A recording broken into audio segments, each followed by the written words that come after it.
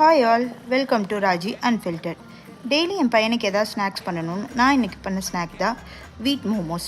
மோமோஸ்க்கு தேவையான சப்பாத்தி மாவை பால் ஊற்றி உப்பு போட்டு நல்லா பிசைஞ்சு ஒரு 20 minutes ஊற வச்சுட்டேன்.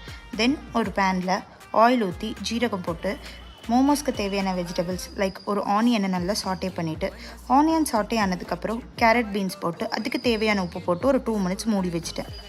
கேரட் பீன்ஸ் ஆஃப் பாயில் ஆனதுக்கப்புறம் மஷ்ரூம் போட்டு அதுக்கு தேவையான சோயா சாஸ், சில்லி சாஸ், லைட்டாக மஞ்சத்தூள், உப்பு எல்லாம் போட்டு நல்லா சாட்டே பண்ணி லிட் போட்டு மூடி வச்சு ஒரு 5 minutes வெயிட் பண்ணணுங்க. மீன்வைல் இந்த சைட் சப்பாத்தி மாவை நல்லா பெருசாக உருட்டி அதில் சின்ன சின்ன லிட் போட்டு நல்லா கட் பண்ணி எடுத்துக்கணுங்க.